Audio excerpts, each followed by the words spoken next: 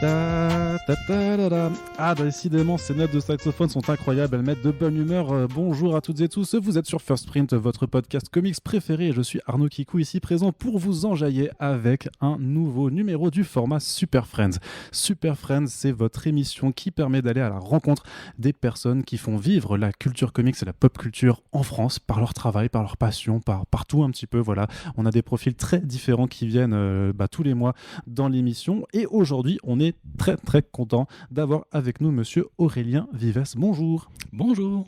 Aurélien, on va parler beaucoup de community management et d'édition puisque tu es community manager chez Panini Comics. Tout à fait.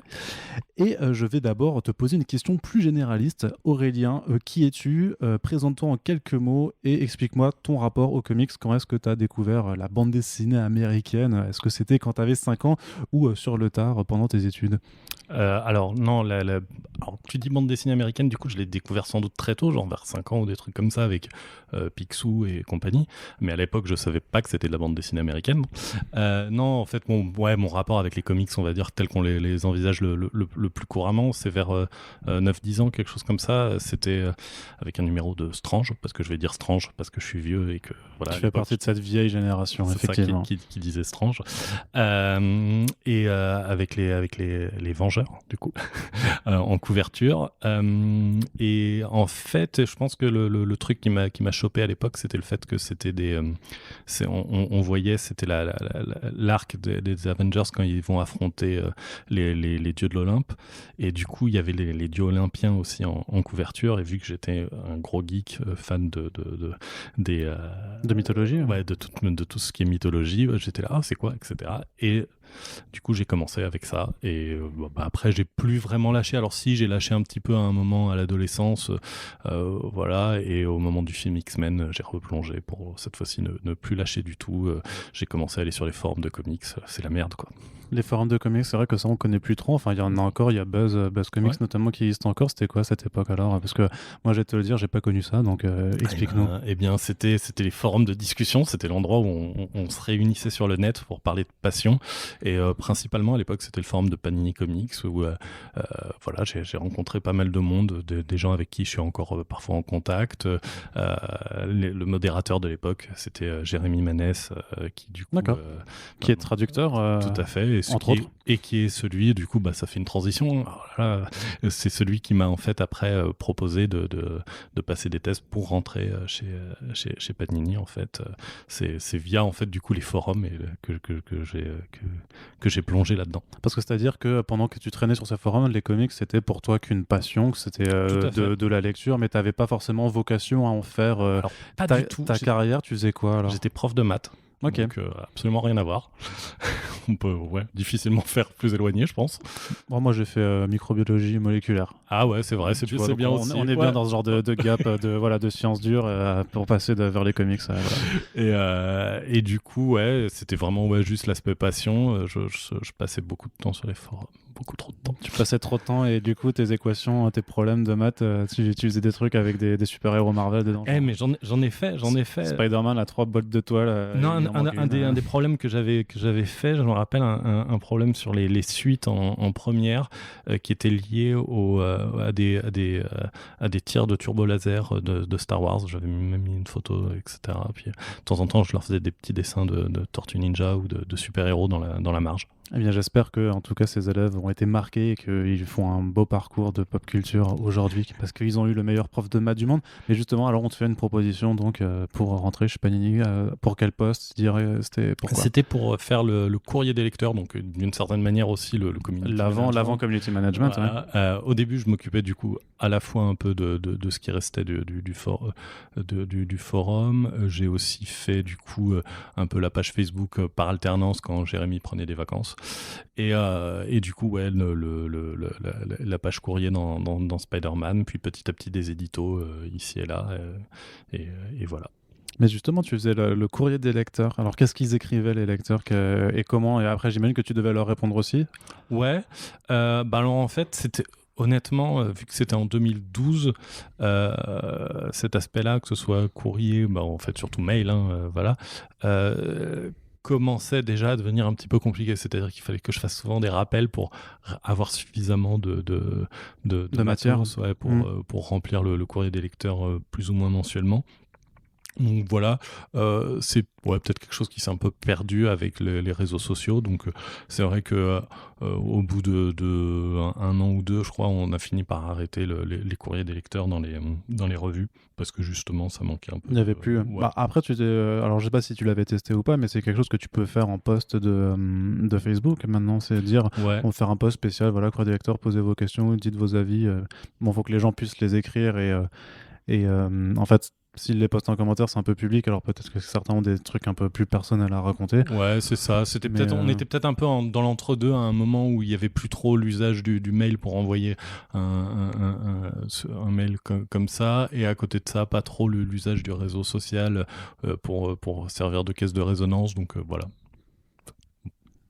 C'est pas grave, maintenant il y a les réseaux sociaux, donc voilà, justement, des courriers, j'en ai tous les jours. Oui, effectivement. Alors, comment ça se passe dans le community management? On n'a pas encore eu vraiment de community manager dans cette émission. Donc, parce qu'on a tous une page Facebook. Peut-être que, je veux dire, on a tous un profil Facebook. Peut-être que beaucoup d'entre vous qui nous écoutent ont aussi leur propre page de podcast, de site, d'annonces, tout ça. Donc, chacun a sa propre expérience. Le truc, c'est que vous êtes maintenant 80 000, je crois, voire plus. Un peu plus, 82 000, quelque chose comme ça. Voilà. Donc, gérer 82 000 lecteurs et lectrices au jour le jour, c'est vraiment qu'est-ce que c'est la journée type d'un community manager professionnel? Alors, j'essaie de répondre déjà le plus rapidement possible aux demandes urgentes. C'était parce que parfois il y a des questions, on va dire, un peu plus urgentes que d'autres. Celle-là, j'essaie d'y répondre le plus vite possible. Après, je me fais plutôt des sessions de questions-réponses où je réponds à tous les 2 jours, on va dire, ou tous les 2 ou 3 jours aux messages un peu en retard. Parce que parfois, en fait, il y a des questions un petit peu ouvertes de type alors, qu'est-ce qu'il vaudrait mieux que je lise et alors comment retrouver tel truc? C'est des trucs où il faut que je me pose un peu pour répondre. Donc, cela, je me dis, ça peut attendre 24 heures. c'est pas trop grave.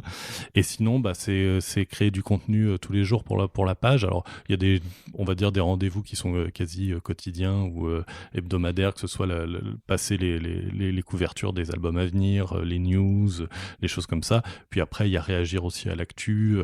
Là, on a eu, il y a de ça quelques jours, l'annonce des Stormbreakers de Marvel, donc leur programme de recherche de nouveaux talents artistes. C'est ça, de mettre un spotlight sur les superstars de demain, comme ils disent. C'est juste du rebranding, parce qu'il y a une année c'était les Young Guns, maintenant c'est les Stormbreakers, non? Ils ont dit, j'ai vu CB Cebulski dire que en fait, jusque-là, ils appelaient ça les Young Guns.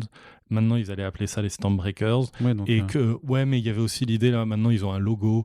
Ils essayent, en fait, j'ai l'impression de... Ah, ça change tout, alors, s'il y a un logo. Tout à fait. Mais je crois qu'il y a l'idée d'en faire quelque chose de un peu plus officiel, justement. Et en faisant quelque chose d'un peu plus officiel, ils ont peut-être plus réfléchi au nom. Ils ont peut-être... je crois que le côté Young Guns, ils l'avaient lancé à un moment... Et puis ils avaient gardé ça parce que c'était le terme qu'ils avaient utilisé à ce moment-là. Maintenant, ils ont essayé de formaliser ça peut-être un petit peu. Mais oui, c'est du rebranding, voilà. Et ouais, voilà, typiquement, quand il y a ça, oui, je fais un post là-dessus le lendemain en me disant que ça intéresse les gens, qu'en tout cas, ils vont réagir dessus et que, voilà. Après, typiquement, c'est vrai que les news VO, en général, je les évite un peu parce que je sais que les questions qu'il va y avoir derrière, c'est comment vous allez publier ça. Voilà. Et que la réponse que je vais devoir donner, c'est j'en sais rien, parce que on vient d'avoir l'annonce comme vous, hein. Donc voilà. Mais ça sort quand? Je sais que ça sort quand, c'est assez immédiat mais les gens, alors dans l'édition américaine, les annonces se font généralement à minima 3 mois avant la sortie du numéro. Donc comment est-ce que vous voulez que l'éditeur, sauf si c'est un plan de publication simultané VOVF, les 3 quarts du temps, oui. Tu peux pas avoir de visibilité sur comment ça va sortir. Surtout que on va dire que moi, en plus, encore une fois, je dis, ça fait depuis 2000 que je suis les sorties de comics, donc je commence à avoir un peu des idées de aussi comment, puis pour être dans les conférences de rédaction et ce genre de choses, je sais ce qu'on pense, quoi, quels sont nos réflexes, ce genre de choses. Donc je peux avoir une idée de comment on va publier les choses, mais évidemment que ça peut changer 12 fois avant que ça sorte, quoi. Et justement, alors c'est une réunion de rédaction, ça se passe comment un petit peu avec vous, hein? Alors, il y a plusieurs formats, c'est-à-dire qu'il y a des formats un peu annuels, un peu, un peu codifiés, où il y a des réunions avec pas mal de monde, etc. C'est un peu gros séminaire d'entreprise alors ou peut-être Ouais, pas? non, quand même pas, parce que Panini France, en fait, ça reste une structure euh, en termes de nombre de personnes assez petite, hein. C'est pas la World Company, hein.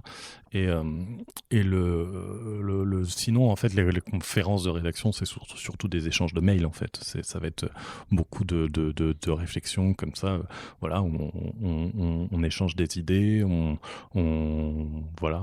essaye de trouver les meilleures façons de publier les comics.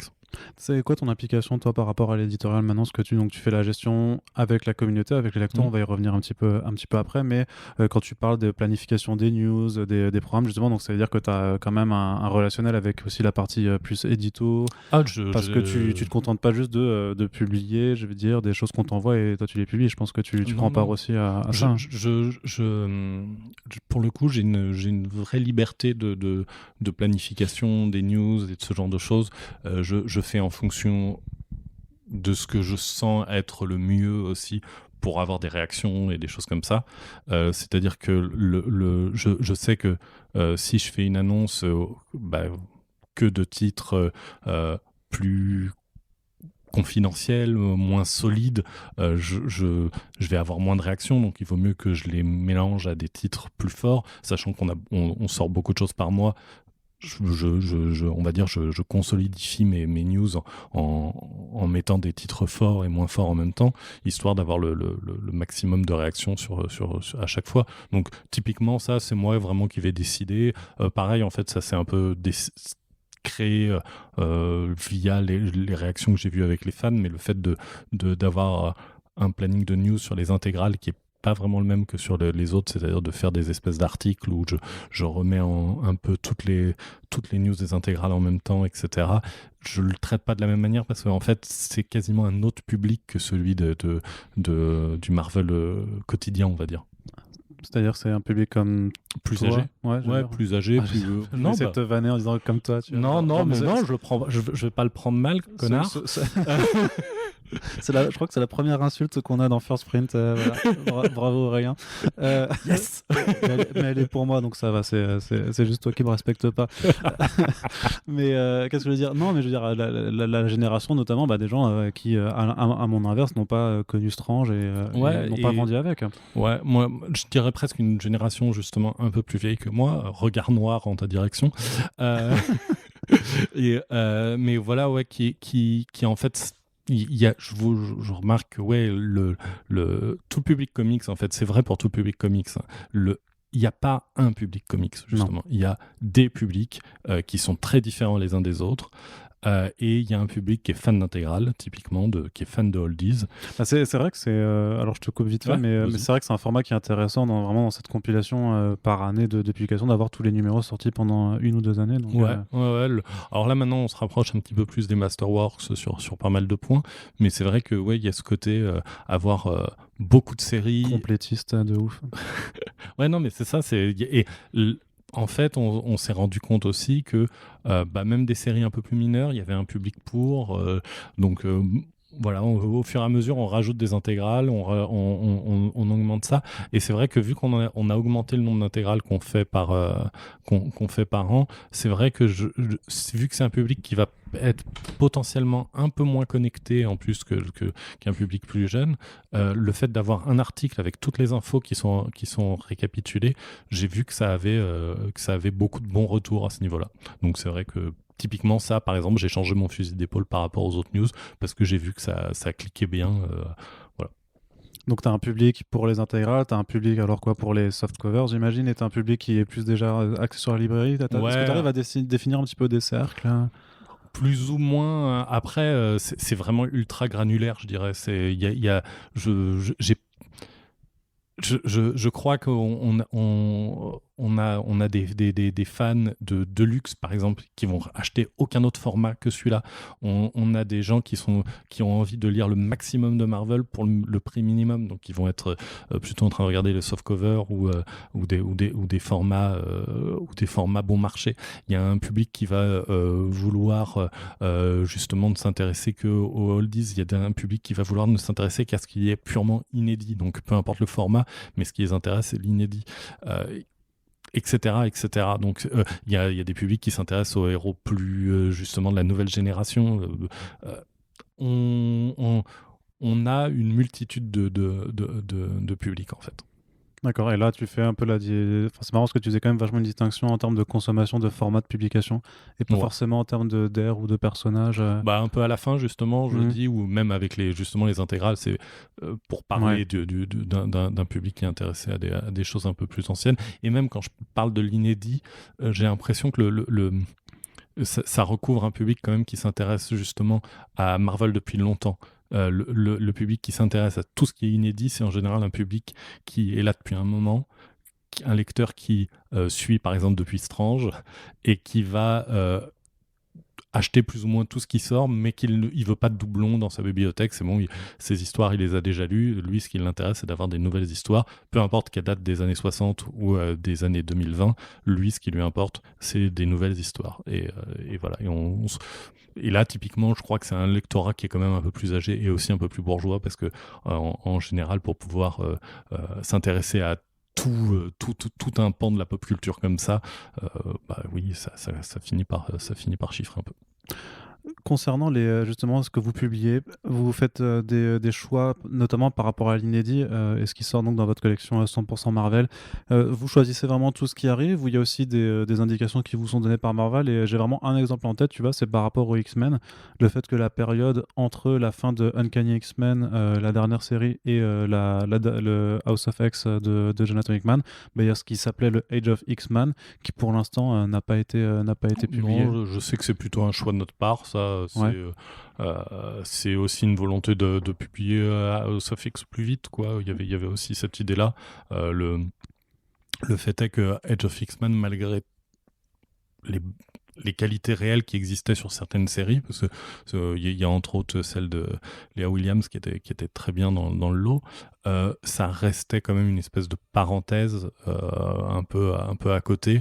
Alors on était dans un moment où il y avait une vraie attente sur House of X et les séries de Jonathan Hickman et consorts qui allaient sortir. Donc c'est vrai que, entre guillemets, perdre du temps avec un truc qui est un peu un univers parallèle, qui a pas vraiment l'air d'avoir de conséquences, etc., ça faisait pas vraiment sens à ce moment-là. Typiquement, ça pourra peut-être sortir, par exemple, en omnibus un jour ou quelque chose comme ça, mais c'est vrai qu'il n'y avait pas d'urgence, en tout cas, à le publier là, quoi. C'est vrai que du coup, vous faites un choix alors sur ce qui doit sortir vraiment et ce qui ne Ah oui, complètement. ne sortira pas. Ouais, pour le coup, c'est vraiment du travail de rédaction, d'éditorial. Il y a des choix qui sont faits, les choix de format, de publication, de ce qu'on publie, justement, parce que c'est vrai que là, il y a eu une période en plus, on va dire en 2018-2019, où Marvel a sorti beaucoup de titres par mois, et le marché français n'est pas forcément le même que le marché américain pour absorber autant de titres, et du coup, bah oui, il y a eu des choix qui ont été faits, ouais, sur certains titres mineurs qui sont un peu sur la touche pour l'instant, mais en plus, on le sait, il y a aussi des questions parfois, c'est de timing, de mode, de type de perso. Je sais que typiquement, il y a eu plusieurs séries sur Silk, l'héroïne d'origine asiatique dans la famille des Spider-Man, Spider-Woman, on dit comme on veut. Et typiquement, on les a pas vraiment publiés pour la plupart. S'il y a un film ou une série sur elle, comme c'est une rumeur persistante depuis quelque temps, bah oui, ce sera l'occasion. Et c'est pas parce qu'on les sortira en 2021 ou 2022 que ça changera quelque chose par rapport à la qualité des titres. C'est juste que oui, le personnage n'était pas très connu au moment où il y a eu les séries. On ne le publie pas à ce moment-là. Il y a un coup de projecteur en plus, on en profite à ce moment-là.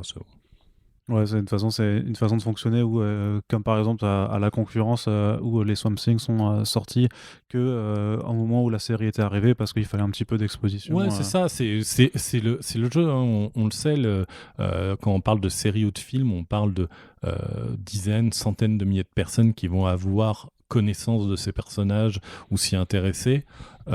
S'il y en a même que 5% d'entre eux qui vont se dire hey, si je lisais un comics de ça, bah, c'est ce qui change entre un comics qui va se planter et un comics qui va bien marcher.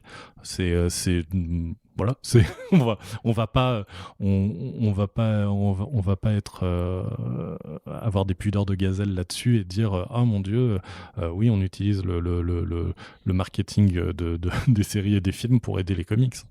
Mais justement, c'est vrai ça, tu le vois toi vraiment enfin, est-ce que tu as pu le voir Moi, cette conception les films, les séries attirent plus de lecteurs. Alors déjà, j'aurais envie de te dire déjà au sein de votre propre communauté de lecteurs, donc des gens qui lisent déjà du Marvel, mais par exemple quelqu'un qui va lire que du X-Men ou que du Daredevil va d'un coup s'intéresser à je sais pas à Ant-Man parce qu'il y a le film qui sort. Mais surtout, est-ce que tu vois aussi des vagues de gens qui arrivent par à coup quand il y a des films et des séries qui sortent? Moi, j'ai envie de te dire que je te spoil et que je dis que c'est pas que non parce que moi, je peux te dire déjà mon point de vue de community manager. Ouais.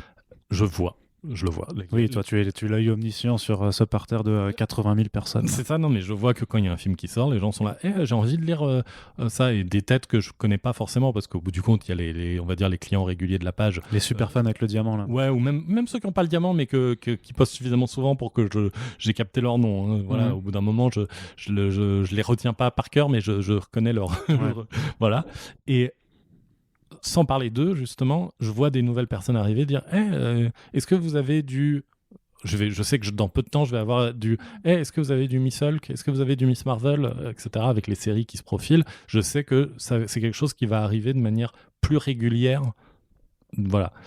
Mais après, ça pourrait rester un épiphénomène sur le côté. Ce que je sais, ce que j'ai déjà entendu mes chefs dire dans d'autres interviews et des choses comme ça, c'est la qualité en fait du film ou de la série qui a un impact. C'est-à-dire un bon film, une bonne série, et bon, ne parlons pas de qualité intrinsèque, mais un film ou une série bien perçue globalement par le public. Voilà, oui. sinon on va se taper. Parce que sinon, mais j'allais dire, mais du coup, est-ce que Venom ça attirait des gens, par exemple, tu vois Ouais, non, mais alors.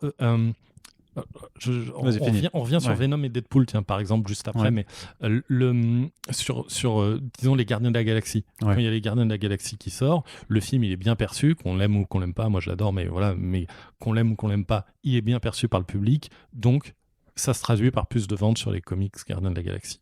Quand le film Fantastic Four de Josh Trank sort, c'est un four. Voilà, il y a pas, peu importe qu'il y ait eu des campagnes d'affichage, peu importe qu'il y ait eu quand même 200 000 personnes qui aillent voir le film, je sais plus les chiffres qu'il a fait, voilà, mais ça va pas se traduire dans les ventes par contre. Et c'est comme ça un peu tout du long, quoi. La série Daredevil, oui, ça aide les comics. À côté de ça, oui, voilà. Et par contre, ouais, tu parles de Venom, un truc comme Deadpool avant et Venom maintenant, c'est que c'est presque autre chose, c'est-à-dire il y a une espèce de vague autour, il y a une espèce je sais pas, c'est l'air du temps, voilà, il y a quelque chose comme ça qui se passe, qui fait que ces personnages cliquent avec le public à un moment, au-delà presque des films qui sont tournés. C'est-à-dire les films ne font quasiment que cristalliser cette vague qui existe, quoi. C'est mon impression, c'est mon analyse, hein, elle vaut ce qu'elle vaut. Mais en fait, c'est presque... Venom était déjà redevenu à la mode à ce moment-là. Faut dire qu'il a toujours été populaire. Il a toujours été populaire, mais il est redevenu à la mode. Le film a fait que cristalliser ça. Et du coup, ouais, il y a un boost, quelle que soit même la perception du public, qui, pour le coup, sur Venom, me semble en fait assez difficile à déterminer. J'ai l'impression qu'il est pas si détesté que ça, et à la fois pas si aimé que ça non plus. J'ai l'impression qu'il est là, quoi. Voilà, il existe. Et c'est un peu, d'une certaine manière, c'était un peu la même chose avec Deadpool. Le film a fait cristalliser quelque chose qui existait déjà, et voilà, et amplifier aussi ce phénomène.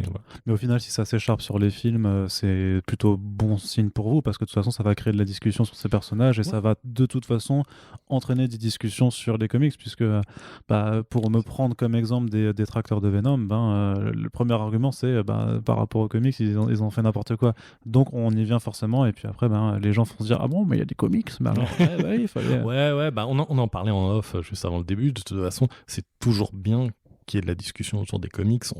On n'est pas un si gros milieu, il faut qu'on en parle. Lisez des comics, c'est bien, quoi. Je dis même pas lisez des comics Marvel ou je sais pas, non, lisez des comics. C'est cool de lire des comics, il y a plein de choses bien. Justement, tu nous as dit que tu es arrivé en 2012.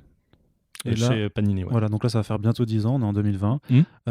Quel est ton ressenti un petit peu sur l'évolution du lectorat? Parce que c'est quand même, en tout cas la proposition, en presque 10 ans, elle a énormément changé. Il y a beaucoup d'acteurs qui sont arrivés sur le milieu. L'offre, elle n'a jamais été aussi importante en France sur le comic book. Qu'est-ce que toi qu'est-ce que tu peux ressentir de l'évolution du lectorat par rapport à ta position? Je pense qu'en fait la granulisation, c'est poursuivi. Je te l'accorde, hein, mais ouais, même moi je sais pas complètement. On n'est pas sponsor par le dictionnaire, donc vas-y, fais-toi plaisir. Mais ça s'est un peu poursuivi, j'ai l'impression, ce côté de plus en plus de lectorat différent. D'accord, ouais. On a un lectorat, on va dire, qui s'intéresse plus à l'indé, par exemple, qui existe aussi. Et je dis pas forcément qu'il domine ou quoi que ce soit, non, mais il existe. Et on a aussi un lectorat qui va être aussi... sans tomber dans les clichés, mais peut-être plus féminin, qui va s'intéresser à des titres qui sont différents, etc. Et donc, on se retrouve avec peut-être une lecture globale qui est peut-être encore plus compliquée en fait qu'avant, je trouve. J'ai l'impression que le profil type du lecteur de comics, il y a déjà 10 ans, il n'était pas forcément évident à tracer. Maintenant, faut se lever tôt, quoi. Et du coup, c'est encore plus difficile de bien capter l'attention de chacun avec les produits différents. Et surtout, avec ceux qui vont leur parler. C'est-à-dire que, typiquement, un comics Miss Marvel, il peut intéresser différents types de lectorat, mais il faut réussir à choper la partie du lectorat fan de comics classique, on va dire, qui peut s'y intéresser. Il faut réussir peut-être à choper un nouveau type de lectorat qui va kiffer parce que c'est trop bien, etc. Et réussir à choper tous ces morceaux de lectorat pour en faire un assez conséquent, c'est ça aussi qui parfois est compliqué.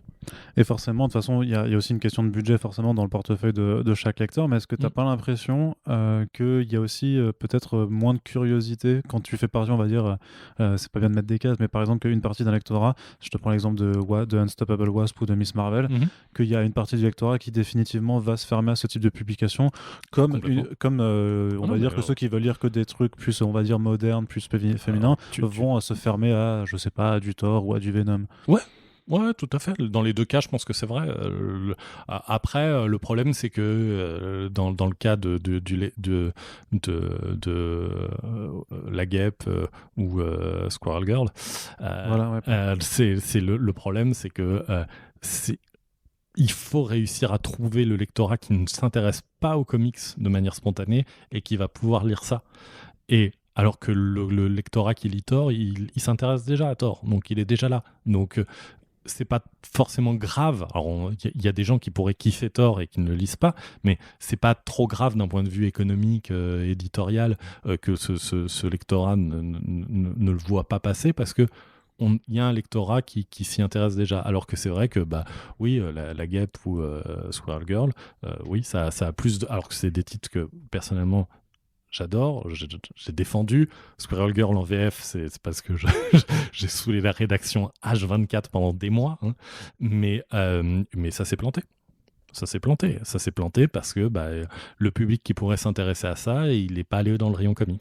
Mais le problème justement, c'est que tu as beaucoup de comics en fait qui devraient sortir du rayon comics et qui devraient même ne pas être présentés comme du comic book. C'est pour ça que tu vois des efforts d'édition. Je veux dire, tu as même des comic books qui sont publiés dans un apparat de franco-belge par certains éditeurs comme Rutsev.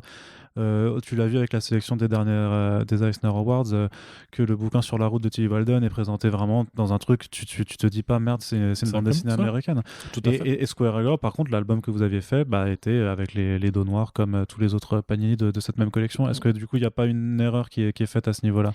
Ouais, après plutôt que faut être positif, plutôt une amélioration à faire de ce côté-là avec ces titres Ouais, après, je sais que par exemple, pour parler d'un titre cousin, quoi, presque chez un autre éditeur qui est, par exemple, Giant Days, Ouais. je sais qu'ils ont été plus ou moins aussi face à des problèmes de trouver le bon format, la bonne manière, le bon truc. Et alors que pareil, Giant Days, c'est génial, mais c'est compliqué justement parce que le Giant Death typiquement il avait un format souple, il n'avait pas un format qui hurlait comics spécialement. Ouais. Mais après la manière dont il est rangé, le libraire par exemple va, même si on fait les efforts qu'il faut au niveau des commerciaux, etc., c'est parfois compliqué en tant qu'éditeur de faire passer le message aux commerciaux qui vont faire passer le message aux libraires qui vont faire passer le message aux lecteurs. Et sans rejeter la faute sur qui que ce soit, c'est juste que c'est pas simple en fait. Ouais. c'est peut-être une réponse nulle de dire c'est pas facile, mais c'est des choses qui sont compliquées. C'est vrai que des formats comme Urban Link chez Urban ou Marvel Next Gen là qu'on sort chez Panini, c'est des formats justement qui, en étant souples, un peu plus petits, moins chers, etc., vont peut-être réussir à aller chercher justement un autre type de public. Typiquement, peut-être que ça va être plus possible de reproposer des titres ou de proposer des titres qui n'auraient pas été proposables il y a de ça 2 ans, mais sous ce format-là. Peut-être que là, ils auront été plus identifiés. Tu as eu une transformation un petit peu du lectorat et des habitudes de lecture, puisqu'il y avait quand même justement cette prédominance du softcover il y a encore pas si longtemps, et de la lecture en kiosque, qui maintenant a complètement disparu. Ça a été comment cette période de transition, justement, avec le kiosque qui s'est transformé en softcover, qui a quitté les étals des bureaux de tabac et qui, du coup, a aussi vu son prix augmenter. La question, c'est quoi? C'est comment ça s'est... Ouais, comment vous l'avez vécu, comment t'as abordé cette transformation qui était un peu, je dirais, inéluctable quelque part, puisqu'on est en train de se rendre compte, je crois, que aujourd'hui, de toute façon, à l'heure où on enregistre ce podcast, le kiosque a disparu dans le sens strict, puisqu'on ne le trouve plus dans les bureaux de presse, mais c'était une transformation qui était inévitable, où il y a qu'est-ce qui a fait un peu... Je pense que de toute façon, on a bien vu que le principe de la presse, c'est pas évident en 2020. Je veux dire, le nombre de mensuels, le nombre de quotidiens, etc., ne cesse de diminuer, quoi. Donc, bon, il y a déjà ça, de toute façon.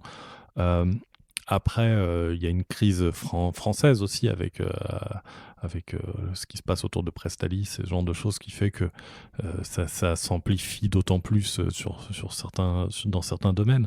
Donc, est-ce que c'était inéluctable? S'il n'y avait pas eu de la crise de Prestalis, peut-être que ça aurait pu être évité. Mais est-ce que ça aurait été évité pour que la même situation arrive dans 5 ou 10 ans? Franchement, c'est difficile à dire. J'ai un peu l'impression qu'on s'y dirigeait lentement de toute façon, mais voilà. Là, pour le coup, tu me demandes vraiment de faire de la divination dans le mar de café. Oui, c'est sûr. Mais oui, c'est pour ça qu'on avait pris un café avant. C'était pour que tu fasses la divination après. Mais c'est vrai qu'il y avait... Alors, c'était Yannick Charard qui avait fait un bon article, justement, un peu sur la disparition du kiosque. Super article. Qui parlait aussi qu'en disparaissant, ce que tu prives du lecteur, c'est l'achat d'impulsion. Est-ce que c'est quelque chose que tu perds et que tu peux pas retrouver forcément en librairie, puisque... Non, alors oui et non. C'est-à-dire que justement, c'est peut-être les formats justement type Marvel Next Gen là dont je parlais, qui vont être un peu vers de l'achat d'impulsion. Alors c'est pas la même impulsion non plus, mais on s'en rapprocherait peut-être un peu. C'est aussi pour ça là qu'on va faire les anthologies Marvelverse qui vont être à 5 balles, non, au 6,95, mais c'est pareil. L'idée c'est pas de... D'ailleurs, je vois des gens qui disent ouais, encore un nouveau format.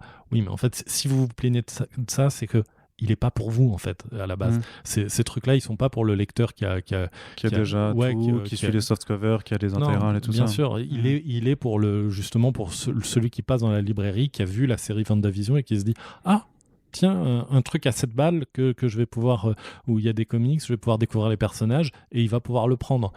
C'est évidemment plutôt ce type d'achat justement d'impulsion et de lectorat qu'on vise avec ce type d'anthologie. Je suis sûr qu'en plus il y a des vieux lecteurs oui, qui vont trouver leur bonheur parce que il y a tel épisode que j'ai jamais lu, machin.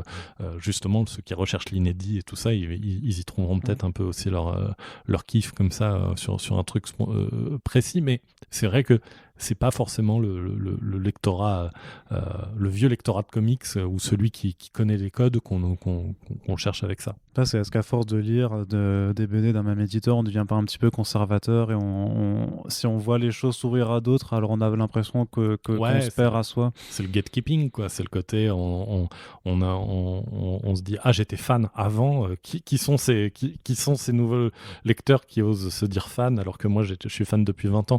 Je pense que c'est jamais un bon réflexe. On peut tous l'avoir. Je pense même que j'ai pu l'avoir aussi à certains moments en me disant tu te déclares vraiment fan, mais est-ce que tu as lu Avengers 241 surtout Avengers 241, toi-même tu sais. Tu sais pourquoi. Ouais. On met pause, on regarde ce que c'est déjà. C'est ça, on fait semblant. Mais voilà, mais je pense que non, de toute façon, c'est jamais un bon réflexe. Vaut mieux accueillir les nouveaux lecteurs, les bras ouverts. Une question de nouveau sur le community management, il y a quand même une partie qui doit être forcément pas très agréable, c'est gérer plein de commentaires pas forcément on va dire cordial ou même poli envers vous, parce que on le sait, Panini souffre d'une image par rapport à sa tarification qui fait qu'il y a énormément de retours en colère. Il y avait 70 millions de consommateurs qui avaient fait un papier dessus également. Donc toi, par contre, du coup, t'es quand même parce que c'est pas forcément toi qui es responsable de ces décisions, mais les gens ne le savent pas parce qu'ils s'adressent du coup à la page d'un éditeur. Mais c'est quand même toi qui dois prendre tout de face. Comment on gère ça? Eh bien, le Xanax et le whisky. Non, en vrai, déjà, on le gère parce que, comme je disais, moi, je suis sur les forums depuis 2000. Donc, ça fait 20 ans que je pratique Internet. J'ai eu tous les dramas possibles, tous les trucs. C'est bon, je sais qu'au bout du compte, il suffit que je me déconnecte, que j'aille prendre un Coca Light dans mon frigo et c'est bon, ça n'existe plus. Voilà. Déjà, il y a ce côté-là qui fait que j'arrive à assimiler ça mieux. Ça me touche quand même, par contre. Pour de vrai, ça me touche quand même, mais j'ai pris une vraie distance avec les années. Voilà, j'arrive à faire la part des choses quand même à ce niveau-là. Après, j'ai envie de dire, les critiques sur les prix, en plus, quelle qu'elle soit, qu'elle soit justifiée ou non, dans certains cas, elles peuvent l'être, dans d'autres, beaucoup moins. Voilà, je vais jamais en vouloir à quelqu'un d'avoir envie de lire sa passion et d'avoir du mal aussi parfois à joindre les deux bouts en fin de mois et des choses comme ça. Et donc, du coup, d'être un peu agacé d'une manière ou d'une autre de ne pas pouvoir concilier sa passion et ses dépenses quotidiennes. Donc, rien que ça, déjà, ça fait que je prends les choses avec distance. Je veux dire, c'est vraiment pas les critiques sur lesquelles je vais m'appesantir. On va dire que la fois où on a été comparé au Ku Klux Klan. Quoi? Ah oui, non, il y a un lecteur qui nous a comparé au Ku Klux Klan une fois. Donc, et c'était pas pour des questions de prix, je crois que c'était pour des questions de format en plus. Donc, pardon. Oui, non, mais c'est un peu absurde, mais d'accord. Oui, non, mais voilà, disons que là, celui-là, il m'a fait rire. J'avoue que c'était tellement gros que ça m'a fait marrer.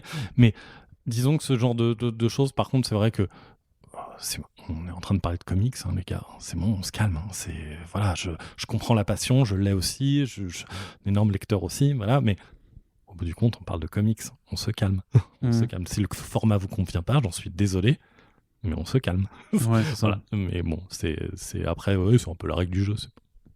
Tu passes plus des soirées à te tirer les... Enfin, non, du coup, non, c'est pour ça. Les cheveux. C'est bien pour ça que je me suis rasé le crâne. Non, mais non, vraiment, me tirer les cheveux à cause des commentaires sur le net, non, j'essaie d'éviter.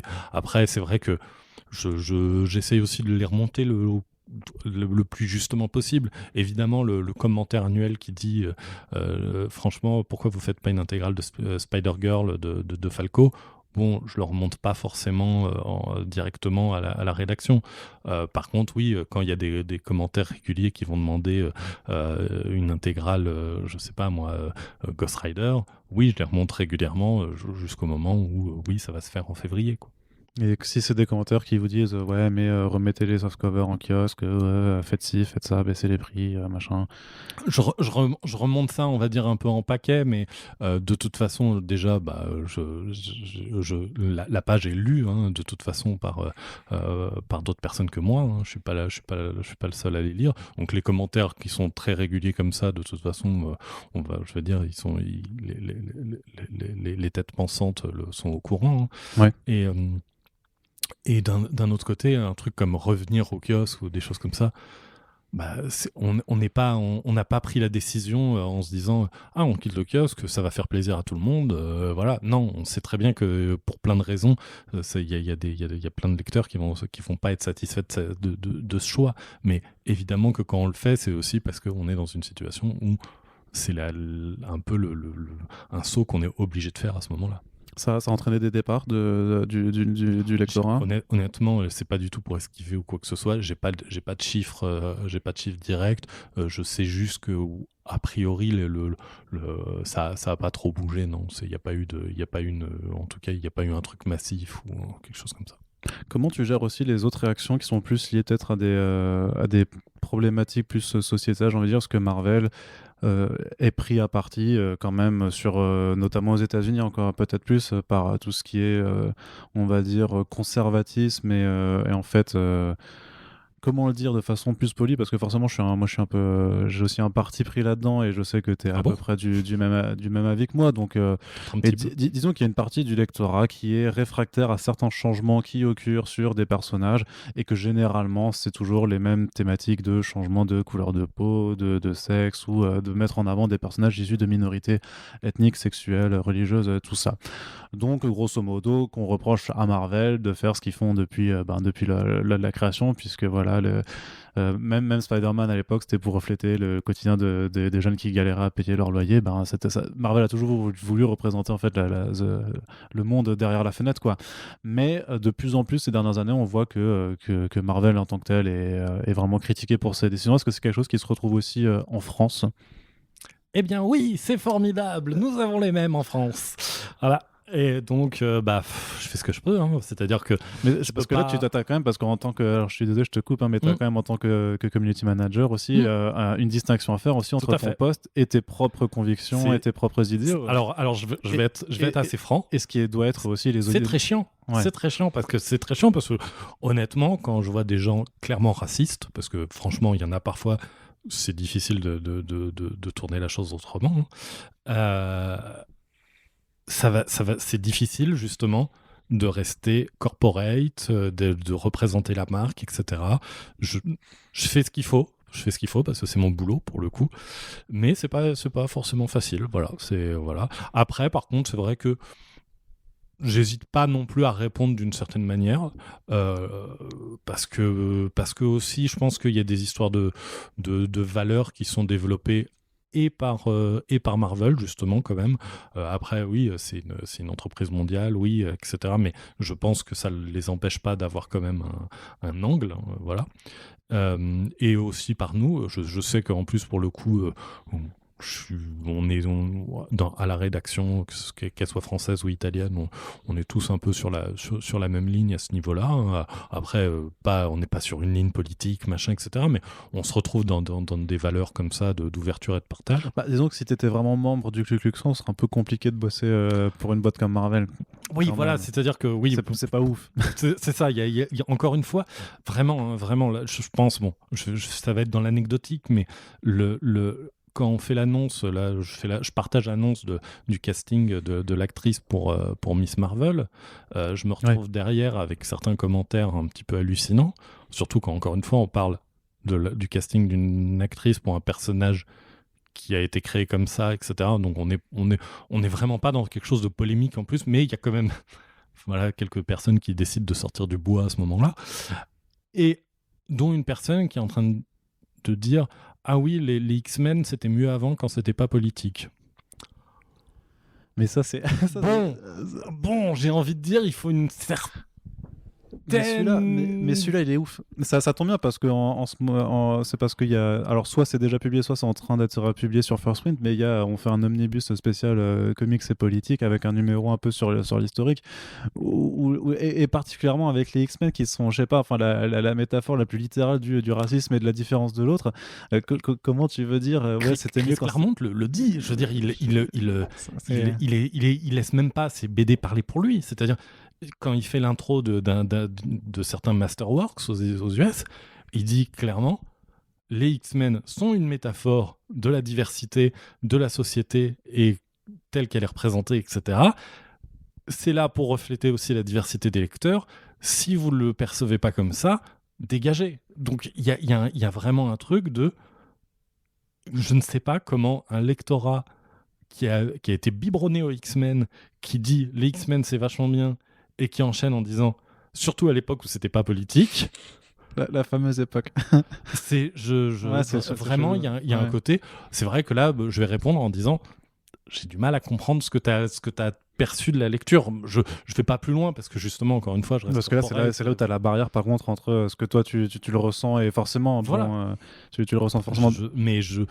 C'est vrai que ouais, des moments comme ça, c'est un peu hallucinant. Je suis un petit peu surpris, quoi, on va dire.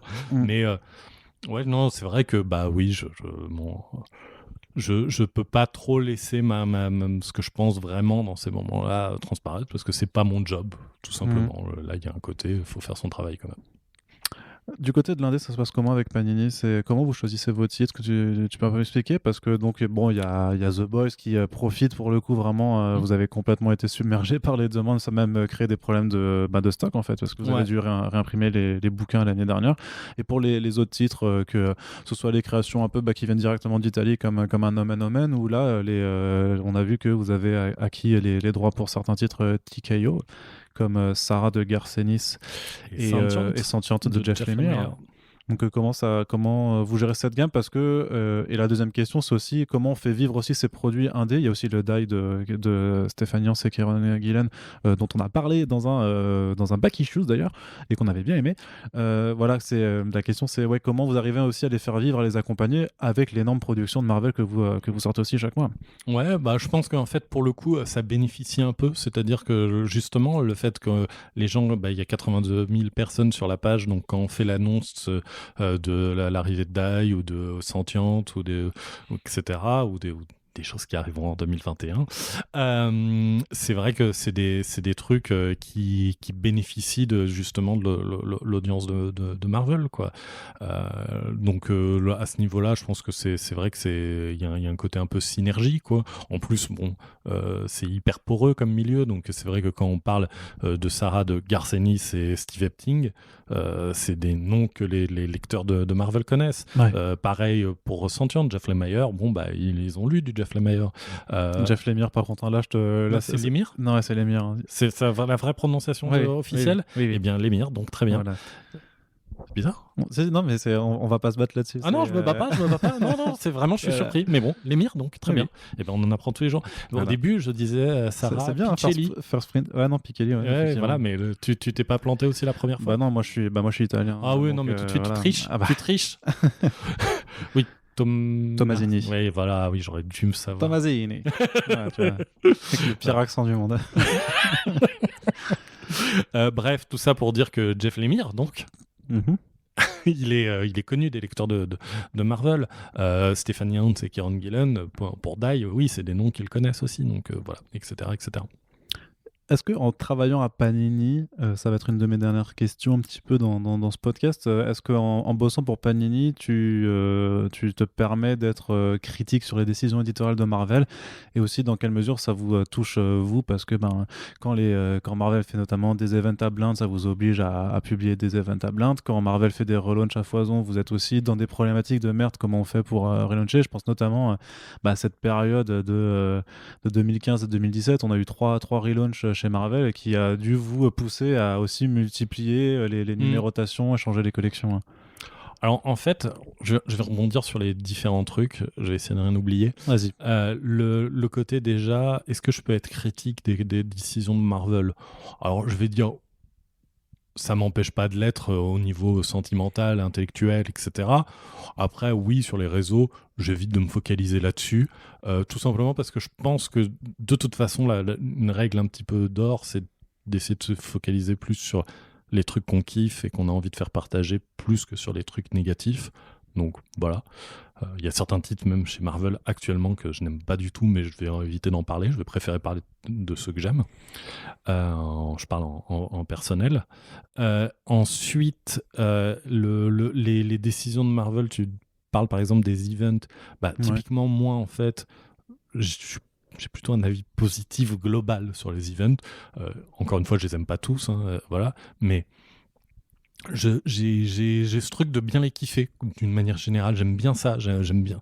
Alors, tu fais pas partie de ces gens qui se sont lassés d'avoir des events à blinde chaque année. Non. Au pire, tu traverses la lecture ou tu les lis pas ou voilà, et ça, voilà, c'est pas grave. Par contre, ouais, un bon event, un truc comme War of the Realms ou quoi d'autre, ou Secret Empire même. Moi, c'est des trucs que j'ai vraiment kiffé. Moi, vraiment, c'est des lectures. J'ai vraiment pris du plaisir dessus. Je suis même en fait plus dans le côté. Putain, j'aurais vraiment aimé que ce soit des statu quo pendant 6-8 mois et que ce soit plus long. Et en fait, que ce soit, au lieu d'être un event sur 3-4 mois, ce soit un event sur 8 mois. Ça m'aurait fait vraiment encore plus kiffer, quoi. Mais c'est peut-être là aussi pour ça que je te parlais d'être critique, parce que justement, c'est des events qui s'enchaînent, qui s'installent pas. Les statu quo ne restent jamais bien longtemps. Ouais. Mais ça, j'ai presque envie de dire, c'est plus sa faute peut-être du lectorat que de l'éditeur, dans le sens où justement, le lectorat veut un truc...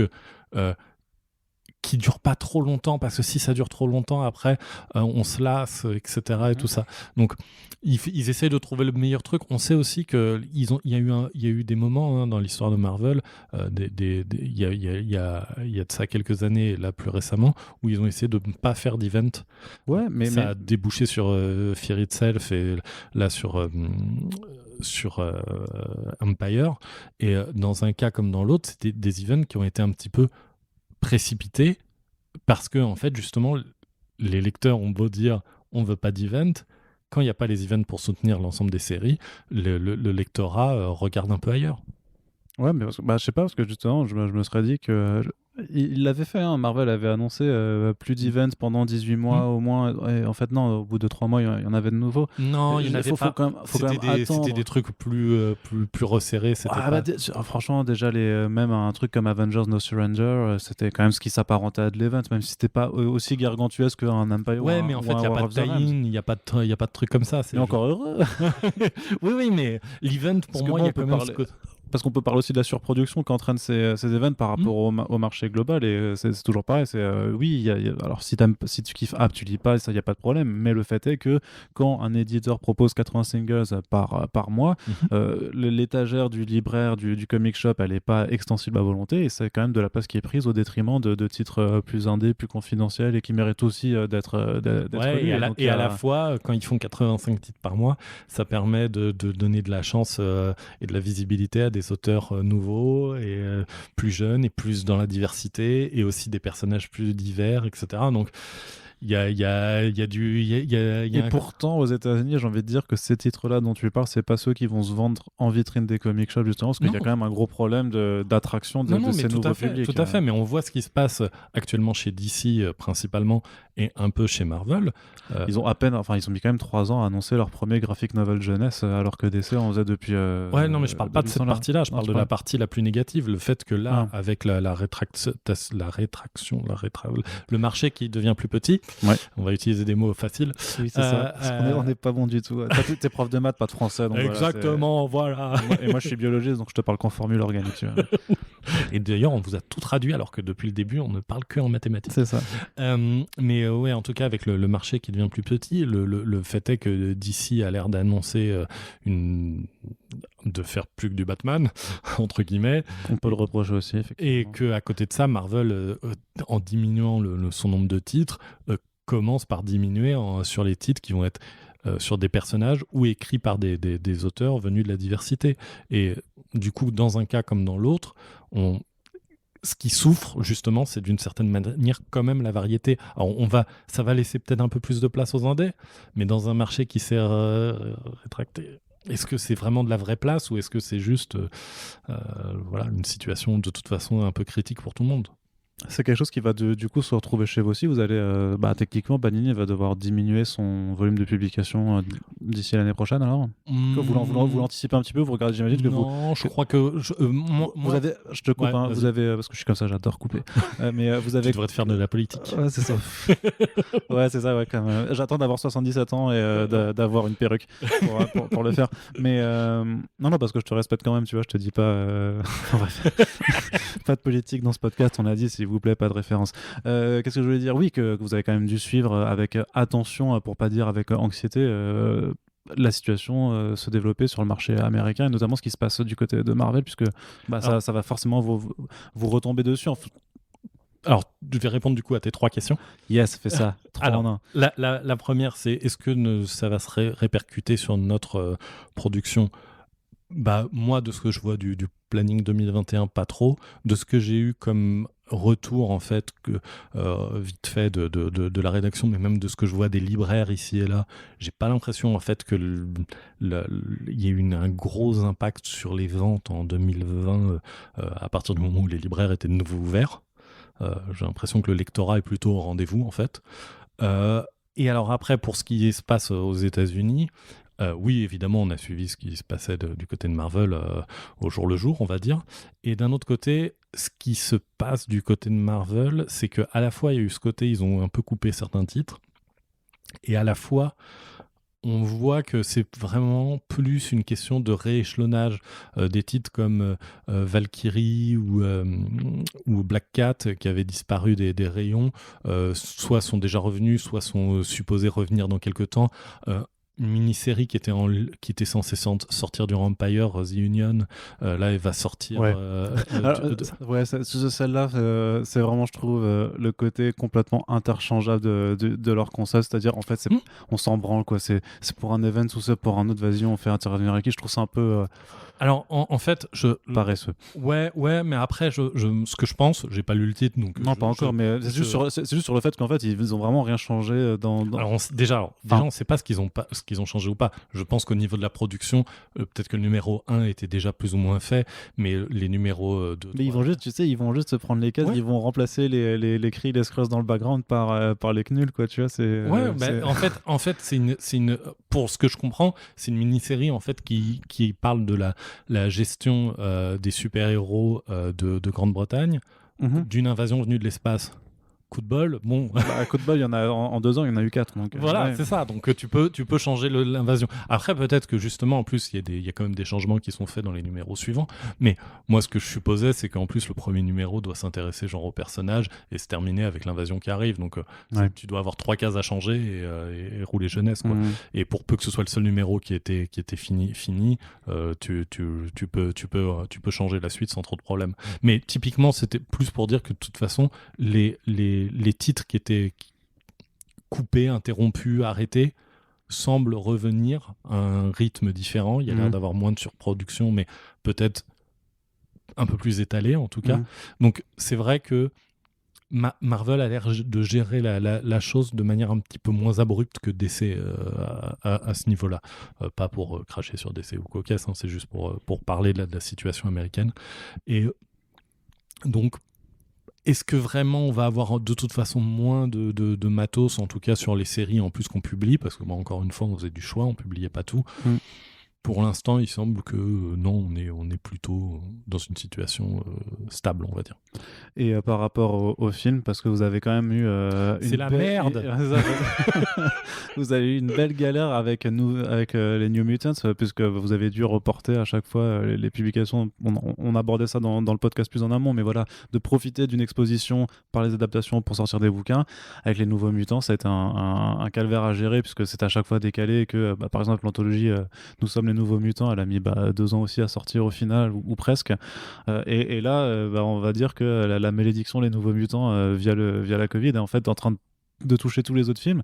Et du coup, ouais, vous allez devoir retenir les sorties. Non, là, on va sortir là, justement, où, le moment là où le podcast sera diffusé, on aura sorti la plupart des trucs Black Widow, du coup. On retient, justement, la nuit. On retient l'anthologie, les Marvelverse, les trucs vraiment qui sont plus axés nouveaux découvreurs. Ouais, vraiment liés au film, on va dire. Quoi. Ouais. Voilà, donc... Parce que aussi il y a un truc qui c'est pas du secret défense, mais en fait une fois que les BD sont imprimés, il faut les stocker. Et quand il faut les stocker, ça coûte de l'argent. Bah oui. Donc il y a aussi ça à tenir en compte. Voilà. Donc non, vraiment de ce genre de situation, c'est la merde. C'est-à-dire que pour l'instant, vous retenez les bouquins Eternals ou les genres de choses. Ouais, alors ils étaient pas imprimés eux pour le coup. Donc c'est bon, les Eternals à chaque fois a été repoussé avec beaucoup d'avance. Il y a eu aucun moment où c'est voilà. Mais là, repousser Black Widow quand il sort dans 2-3 semaines, on est là, on va faire ce qu'on peut, on prend des décisions. Donc ceux-là, ils bénéficieront beaucoup du film. Ceux-là, on voulait profiter du film, mais bon, il faut les sortir quand même à un moment, etc.